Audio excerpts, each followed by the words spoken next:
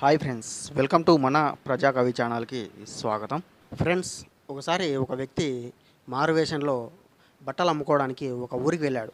అతడు చూడ్డానికి ఎలా ఉన్నాడంటే చాలా దిట్టంగా, హైట్గా, ఒక పహిల్వాన్ లాగా చాలా గొప్పగా ఉన్నాడనమాట. అయితే అతడు ఆ ఊళ్ళో బట్టలు అమ్ముకోవడానికి తిరుగుతూ ఉంటే ఆ బట్టలు కొనడానికి వచ్చినటువంటి ఆ ఊరి ప్రజలను అతడు ఒక మాట అడిగాడు.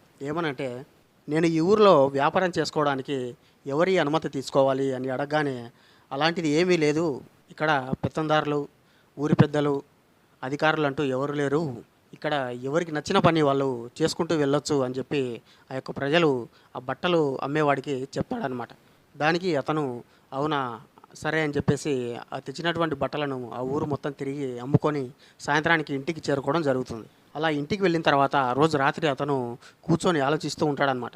అయితే ఈ యొక్క ఊరిలో మనం ఏం చేసినా అడిగేవాడు లేడు, పెత్తందారులు అంటే ఎవరు లేరు, సో ఎలాగైనా సరే ఆ ఊరిని నా ఆధీనంలోకి తెచ్చుకోవాలి అనేటువంటి ఉద్దేశంతో ఒక చిన్న పథకం వేస్తాడనమాట. ఆ పథకం వేసిన మరుసటి రోజు అతను తన మారువేషం నుండి తన ఒరిజినల్ రూపంలోకి వచ్చి ఆ ప్రజలు నివాసం ఉండేటువంటి ఆ యొక్క ఊరు తన పూర్వీకులకు సంబంధించినదిగా కొన్ని డాక్యుమెంట్లు, దొంగ డాక్యుమెంట్లు క్రియేట్ చేసి ఆ యొక్క డాక్యుమెంట్లను తీసుకొని అతడు తిరిగి ఆ ఊరిలోకి వెళ్ళడం జరుగుతుంది. అలా ఆ ఊరిలోకి వెళ్ళిన తర్వాత గట్టిగా అరుస్తూ, గట్టిగా కేకలు వేస్తూ, చూడండి, ఈ ఊరు మా పూర్వీకులకు సంబంధించింది అని చెప్పి దానికి సాక్ష్యాలుగా అతనితో పాటు తెచ్చుకున్నటువంటి ఆ యొక్క దొంగ డాక్యుమెంట్స్ను ఆ ప్రజలకి చూపిస్తాడనమాట.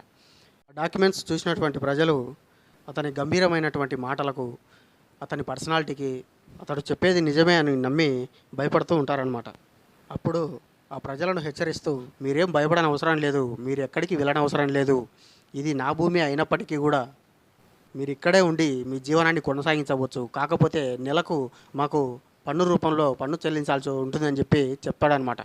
అలా చెప్పడంతో అక్కడ ఉన్నటువంటి ప్రజలు అతని గంభీరమైనటువంటి మాటలకు, దేహ దారుఢ్యానికి, శారీరక బలానికి భయపడి సరేనయ్యా కట్టేస్తామని చెప్పి అక్కడ ఆ ఊరిలో ఉన్నటువంటి ప్రజలు కూడా ఒప్పుకుంటారనమాట. ఇలా ఆ రోజు నుండి అతను ఆ ఊరిలోకి నెలకు ఒకసారి వచ్చి పన్నులు వసూలు చేసుకోవడం, అవసరమైనప్పుడు వల్ల వచ్చి దౌర్జన్యం చేయడం, అతనికి అవసరమైన చోట స్థలాలని కబ్జా చేసుకోవడం, ఆ మాట వినని వాళ్ళని కత్తులు చూపించి బెదిరించి మరి ఆ యొక్క స్థలాలను లాక్కోవడం, వాటిని మళ్ళీ ఎక్కువ రేట్లకు అమ్ముకోవడం, ఇలా లేనిపోని దుర్మార్గాలకు అతను పాల్పడుతూ ఉంటాడు. ఇలా జరుగుతున్న క్రమంలో ఒక వ్యక్తి బయట నుండి ఆ ఊరికి జీవనం కొనసాగించడానికి కొత్తగా వస్తాడనమాట. అలా ఆ కొత్త వ్యక్తి వచ్చిన ఒక 10 రోజుల తర్వాత ఒకరోజు అనగా ఆ రోజు ఆ నెలలో చివరి రోజు కావడంతో ఆ దౌర్జన్యం చేసేటువంటి వ్యక్తి ఆ పన్ను వసూలు కోసం ఆ ఊరికి వస్తాడనమాట. అలా ఆ వ్యక్తి ఆ ఊర్లోకి రాగానే పన్ను వసూలు చేస్తూ ఇవ్వని వాళ్ళ దగ్గర కత్తి బెదిరించి మరి డబ్బులు వసూలు చేసుకుంటూ ఉంటే ఆ అంతటిని ఈ యొక్క కొత్తగా వచ్చినటువంటి వ్యక్తి చూసి ఆశ్చర్యపోతాడనమాట. ఏంటి ఇతను ఊరికే వచ్చి డబ్బులు వసూలు చేసుకొని పోతున్నాడు, ఇవ్వని వారిని కత్తిని బెదిరించి మరి వసూలు చేసుకొని వెళ్తున్నాడని చెప్పి చాలా ఆశ్చర్యంగా చూస్తాడనమాట. ఇలా ఆశ్చర్యంగా చూస్తూ ఉంటే ఈలోపు అతను అందరినీ అడిగి ఈ కొత్త వ్యక్తి దగ్గరికి వస్తాడనమాట. వచ్చి డబ్బులు తీయనగానే, ఏం డబ్బులు, నా దగ్గర ఏం డబ్బులు లేవు అని చెప్తాడనమాట. మర్యాదగా లేదంటే కత్తి చూసా కదా పొడి చేస్తా అని చెప్పి బెదిరిస్తాడనమాట. అయినా సరే నా దగ్గర లేవు అని చెప్పి చెప్తాడు. దానికి అతను మర్యాదగా లేదంటే చంపేస్తా అని చెప్పి బెదిరిస్తాడనమాట. అలా బెదిరించడంతో విధవ ప్రాణం పోతే పోయింది, పొడిచే అని చెప్తాడనమాట. అలా చెప్పడంతో ఈ కత్తి పట్టుకునేటువంటి వ్యక్తి ఒకసారి ఆశ్చర్యపోతాడనమాట. ఏం మాట్లాడుతున్నావు, నా చేతిలో ఉన్నది కత్తి కనపడట్లేదా, అది ఇది అని చెప్తుంటే అలా వాళ్ళిద్దరి మధ్య 5-10 నిమిషాలు వాగ్వాదం జరుగుతుంటే ఈ జరిగే సమయంలో కొత్తగా వచ్చినటువంటి వ్యక్తి ఒక్కసారిగా కాస్త ధైర్యం తెచ్చుకొని హే అని చెప్పి చేయి ఎత్తడం జరుగుతుంది. అలా చేయి ఎత్తడంతో వెంటనే ఆ కత్తి పట్టుకున్నటువంటి వ్యక్తి ఒక్కసారిగా భయపడిపోతాడనమాట. ఇతను ఎదిరించగానే అతను భయపడేసరికి ఆ చుట్టుపక్కల ఉన్నటువంటి ఆ ఊరి ప్రజలందరూ కూడా అతను చూసి ఆశ్చర్యపోతాడు. ఇదేంటి, అతను చూస్తేనేమో ఎద్దులాగా చాలా దిట్టంగా చేతిలో పైగా కత్తి పట్టుకొని ఉన్నాడు, అయినా సరే ఒక నిన్నగాక మొన్న వచ్చినట్టు ఒక కొత్త వ్యక్తిని చూసి భయపడుతున్నాడు అని చెప్పి ఆశ్చర్యంగా చూస్తారనమాట. అలా ఆశ్చర్యంగా చూస్తూ, అంటే ఇంత బలమైన వ్యక్తి చేతిలో కత్తి పెట్టుకొని కూడా భయపడుతున్నాడు అంటే ఇతను ఏదో తప్పు పని చేస్తున్నాడు, అయితే ఈ స్థలం అతనిది అయి ఉండకపోవచ్చు అని చెప్పి ఆ జనాలందరూ కూడా ఒక్కసారి అతన్ని భయపెట్టడానికి ట్రై చేస్తారన్నమాట. వాళ్ళందరూ భయపెట్టడానికి మీనికి వచ్చేసరికి ఇతను భయపడిపోతాడనమాట. అలా భయపడడంతో వాళ్ళకి అర్థమైపోతుంది, సో ఇతను ఫేక్ పర్సన్, ఇతను కావాలనే మన దగ్గర వచ్చేసి చేతిలో కత్తి పట్టుకొని బెదిరించి మనల్ని బోల్తా కొట్టించేటువంటి పని చేస్తున్నాడు అని చెప్పి వాళ్ళందరూ కూడా ఆ ఊరి ప్రజలందరూ కూడా ఒక్కసారిగా మూకుమ్మడిగా అతని మీదకి దాడి తిరిగేసరికి అతను అక్కడి నుండి పారిపోవడం జరుగుతుంది. ఇక్కడ మీకు డైలాగ్ చెప్పాలి ఫ్రెండ్స్. మనం సైలెంట్గా ఉన్నంత వరకే ఎదుటివాడు సింహంలా ఉంటాడు.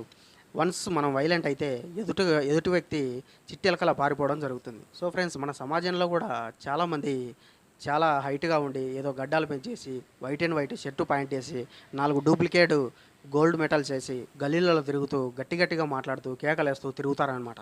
అంటే అదేదో అంటారు కదా, నోరు ఉన్నవాందే ఊరు అవుతుంది అన్నట్టుగా అతని యొక్క మాటలకు, అతని గాంభీర్యానికి, లేదంటే అతను ఉండే పర్సనాలిటీకి, ఆ యొక్క పర్సనాలిటీని చూసి కొంతమంది అమాయకమైనటువంటి ప్రజలు భయపడడం జరుగుతుంది. అటువంటి ప్రజలను అదునుగా చేసుకొని కొంతమంది పెత్తనం చేస్తూ వాళ్ళ భూములను లాక్కొని సమాజంలో చాలామంది ఇలా ఓవర్ బిల్డప్ ఇస్తూ చాలామంది సమాజంలో చాలామంది అవుతూ ఉంటారు. సో ఇలాంటి వాళ్ళు సమాజంలో ఎంతోమంది అమాయకమైనటువంటి ప్రజలను బెదిరించి ఎంతోమంది ల్యాండ్లను కబ్జా చేసుకోవడం, దౌర్జన్యంగా లాక్కోవడం జరుగుతుంది. సో మీలో ఎంతో కొంతమంది చాలా తెగింపు ఉన్న వాళ్ళు ఉంటారు. ఆ యొక్క తెగింపును ఏదో ప్రాణం పోతే పోయిందని ఒక్కసారి ఆ తెగింపుతో ఎదురు తిరిగి చూడండి. ఎదురు తిరిగినట్లయితే అవతల ఉన్నటువంటి వ్యక్తి నిజంగా సింహమా లేదంటే చిట్టెలక అన్న విషయం తెలిసిపోతుంది. సో ఫ్రెండ్స్, ఇలా పైకి గంభీరంగా కనిపిస్తూ లోపల భయపడే వ్యక్తుల గురించి వేమన గారు తన పద్యంతో చాలా గొప్పగా వివరించడం జరిగింది. ఆ పద్యం ఏంటనేది ఇప్పుడు చూద్దాం. మేడి పండు చూడ మేలిమయ్యుండును, పొట్ట విప్పి చూడు పురుగులుండు, పిరికివాని మదిని బింకమీ లాగురా, విశ్వదాభిరామ వినురవేమ. అంటే చూడండి ఫ్రెండ్స్, మేడిపండు చూడ మేలిమయ్యుండును అంటే మేడిపండు చూడడానికి చాలా నిగనిగలాడుతూ చాలా గట్టిగా ఇదిగా ఉంటుంది. కానీ పొట్ట విప్పి చూడు పురుగులుండును అంటే ఆ యొక్క పండును విప్పి చూసినట్టయితే లోపల చిన్న పురుగులాగా ఉంటాయి. అంటే పురుగులు కాదు, పైకి ఎంత నిగనిగలాడుతున్నా లోపల ఒక పుచ్చు లాంటి ఇది ఉంటుందని చెప్పడం జరిగింది. సో అలా మేడిపండు చూడడానికి నిగనిగలాడుతున్నా కూడా లోపల ఎలాగైతే దాన్ని విప్పి చూస్తే పురుగులు ఉంటాయో అదేవిధంగా పిరికివాని మదిన బింకమీ లాగురా అంటే ఇక్కడ బింకమీ లాగురా అంటే ఏదో లాగడం అని కాదు. పిరికివాని మదిన బింకము ఇలాగురా అంటే బింకము అంటే భయం. ఆ యొక్క పిరికివాని మదిలో మేడిపండు చూడడానికి ఎలాగైతే ఉంటుందో అలాగే పిరికివాడు కూడా పైకి గంభీరంగా కనిపించినప్పటికీ వాని మనసులో భయం అనేది ఈ విధంగా అంటే మేడిపండులో ఎలాగైతే లోపల పురుగులు ఉంటాయో ఆ విధంగా భయం అనేది దాగి ఉంటుంది అని చెప్పి వేమన గారు వివరణ ఇవ్వడం జరిగింది. సో చూశారు కదా ఫ్రెండ్స్, వేమన గారు సమాజంలో చాలామంది ఎన్నో తప్పులు చేస్తూ కూడా చాలా గాంభీర్యంగా దౌర్జన్యాలు చేసుకుంటూ రోడ్ల మీద తిరుగుతూ ఎంతోమంది అమాయకమైనటువంటి ప్రజలను వాళ్ళ స్థలాలను లాక్కొని వాళ్ళపై పెత్తనం చెలాయిస్తూ తిరుగుతూ ఉంటారనమాట. అలాంటి వాళ్ళను మీలో ఉన్నటువంటి ఆ యొక్క తెగింపుతో అవతల ఉన్నటువంటి వ్యక్తి సింహమా లేదంటే చిట్టెలక నిర్ణయించి మిమ్మల్ని మీరు కాపాడుకొని మీ చుట్టుపక్కల ఉన్నటువంటి ప్రజలను కూడా కాపాడుకోవాల్సిందిగా మనవి. సో అటువంటి వాళ్ళ గురించి వేమన గారు ఈ యొక్క పిరికి వాళ్ళ గురించి చాలా చక్కగా మేడిపండుతో పోలుస్తూ వాళ్ళను తన పద్యంతో చాలా చక్కగా వివరించడం జరిగింది. సో ఇది ఫ్రెండ్స్, మరో వీడియోలో మరో పద్యంతో మళ్ళీ కలుద్దాం. అంతవరకు సెలవు. Keep watching.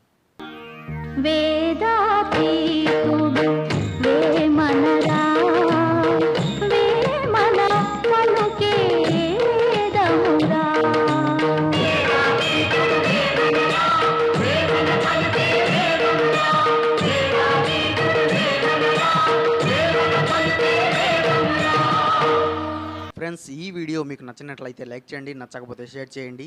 ఈ ఛానల్ మీకు ఎంతో కొంత యూజ్ అవుతుందంటే మాత్రం సబ్స్క్రైబ్ చేసుకోండి. ఓపికతో విన్నందుకు ధన్యవాదాలు. వేమన గారి ఆశీస్సులు ఎల్లప్పుడూ మీపై ఉండాలని కోరుకుంటూ ఇట్లు మీ ప్రజాకవి.